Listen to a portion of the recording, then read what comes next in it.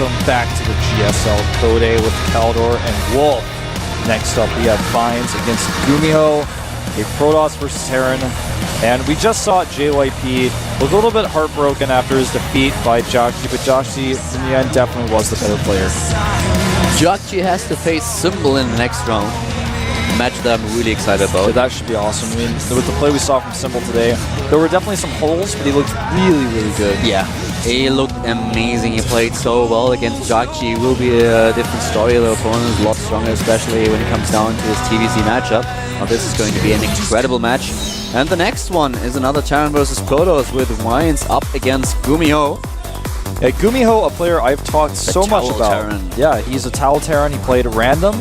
First random player ever to appear in the GSL, and played in the GSTL as well. And he's a really, really, really strong Terran player. I talked so much about him, saying like he's very underrated. Maybe he's going to go really far. Furthest he ever made it was the round of 4, but recently though, he's been seeming a little bit shaky. You know what the thing is? I looked up his matchup statistics, and the one thing that I found is that he did not play a lot against Protoss in competitions. He only played Terrans and Zergs. He played 2 Protoss players. He lost to both of them. He lost to, well, let me actually look it up. He lost to Creator with 2-1 at the Raid Call Invitational that we both casted. And he also lost to Sage at the IGN Pro League Team Arena. And that's the only matches against Protoss that I could find in major competitions. I went all the way down to February. But he kind of only plays Terrans and Zergs, so it will be very interesting to see how he is going to do against Vines. Yeah, I agree. This should be really interesting. I mean, he's really, really well known for his Terran versus Zerg. He notably defeated Nesty in the WCG qualifiers for Korea. That was the first time, and he did it with mech play as well, and that was the first time anyone really took notice of this guy. The Towel Terran, can he beat Vines, someone who recently has been looking awesome, especially in Team League? Only time will tell. The first map is loading now. It's Metropolis, by the way. Well, and here he is. This is Vines, and guys, Wolf just hinted that he's pretty good against Terran, and I can tell you, he defeated Thozane, defeated Ryang, then defeated MMA, he defeated Maru, and he defeated Marine King before Joxy finally stopped his streak against Terran. This is our OGS player. This is OGS Vines. And he looked so strong against Terran recently, so GuMiho definitely has his work cut out for him. We just talked about that he has a bit of a problem. They changed his intro. It says Vines now instead of Venus. You're right. I heard that, man. All right. I'm on top of stuff like this. Here's our Terran player at the top right, the Towel Terran. He is...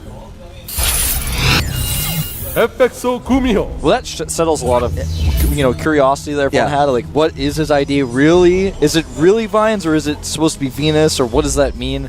Okay, it's been changed. Yeah, because I already, Bumblebee, the Team Liquid manager, he just sent me a tweet the last time, and he told me that actually his nickname was supposed to be Finesse, and because they don't have an F sound in Korea, it ended up with being Vines. So a bit of a translation problem, but they changed this intro right now, so I think this has been settled.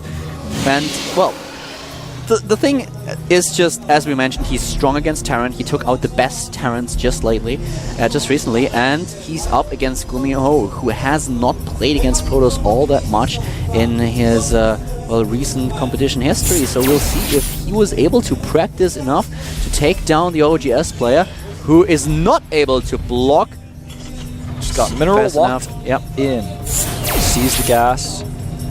Not common. He's probably, when he sees the gas, it's going to be a little bit stressful for him. Where is he sending this probe?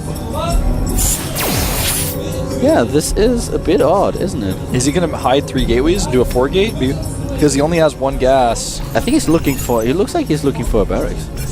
I guess that's smart because he's going to lose his probe in his main, so he can't check with that one, but after you see the gas, you can pretty much assume your opponent's not going to hide 2 barracks there. And now he's just kind of sitting there with that probe. Kind of weird. Probably just going to be a 1-gate expand, though, since he is chronoing that gateway. Although he's moved the probe. He moved it. And there's a pylon. Stargate? Not with 1 gas, though. It's not possible. What is he going to do here? Yeah, you're right. He still has only 1 assimilator. I actually didn't check that. It's almost like he's gonna just 4-gate here, or he might pull Wolf-gate, but that's just not common. You know? A wolf gate? Okay, proxy robo. In Germany, we actually call this an honor gate. You know Honor, the player for Alien Invasion? No. That's something that he always pulls. I really like that. So, yeah, he's going for the robotics. Yeah, probably Immortal push. Yep, Immortal Bust. You can do it off of 1 gas. You can also 4-gate with a Warp Prism, and if you look at the main base, the prophecy is true. The gates, 3 of them. And we already have the Starport. He's going for the Banshee here, which is a little bit of a choice that we don't see all that often on Metropolis, especially not with those positions that we have on close air positions. If he doesn't kill this Hellion, man, and he's not going to kill the Hellion. Yeah, he has to position. Oh, he's not going to get another Stalker out in time, does he? If he doesn't stop that Hellion, man, he loses the game. This is it, guys. And the question is... Nope. The answer is rather, no, cannot stop the Hellion. Yeah, he sees the 4 gates, and he knows what's up. But he has not seen the Robo. Yep, and he's going to make a bunker at the front of his base and probably start close. But he doesn't know that he's about to have 4 gates at the back of his base. He's sending an SCV over to the wall now. He hasn't started a bunker. He's really confident here with his siege tank. Oh man, if he allows a warp and... Oh, he's actually going to come over here and check. That's not enough Marines, though. Needs the tank as well. Oh, man, this is actually so intense. Oh, he needs the warp in, though. The tank is nearly done. The longer he waits, I mean, the tank... this is really stressful. He needs to target the Banshee and then the siege tank. Yeah, the siege tank is actually key here, but it's attacking the Zealots instead of the Stalkers. But he will be able to hold this. No problem at all. Hey, he just takes down everything. There is just no way he kills the Warp Prism, and this push is over. A little bit disappointing. And to tell you the truth, so is well, kind of the game. Yeah. With this push, he lost way too much at this point. He's down 20 supply, he just has no army supply. As soon as this robotics dies, it's basically over. In Harvest account, they are even, so the Terran player is also ahead because of his mules. But with the Banshee, he spots everything and can just take down... If he positions himself well with the Banshee, he should be able to take down the pylon, I think. Yeah, he absolutely can. If he goes behind it just from the north, he should be able to take it out. Looks like he's just going to move out with his whole army, in fact. He's going to catch this Robo. And he can't fight. Mines can't fight, not against 2 tanks. No. The Immortal will finish, but... Yeah, but they are Banshees. They're 2 Banshees. Move back and you're good. GG. Cool strategy. This is like the Vines of old. This is the Vines that has led some commentators to call him the Scrub in the past. But... Yeah, sorry. But, I mean... Go ahead. I was just going to say this is like the old Vines. Vines used to do a lot of all-ins. This is why he fell out of the GSL quite a bit because he was not playing macro games. I mean, this was back in the days of Steps of War. Yeah, this game was pretty anticlimactic, to tell you the truth. And I was corrected on Twitter. It's actually not an honor gate, it's a Nomi gate. And I'm such an idiot because I should have known that. I was making fun of Nomi at the Copenhagen Games at some point. So, yeah. You know Nomi? I have heard the name before. I don't...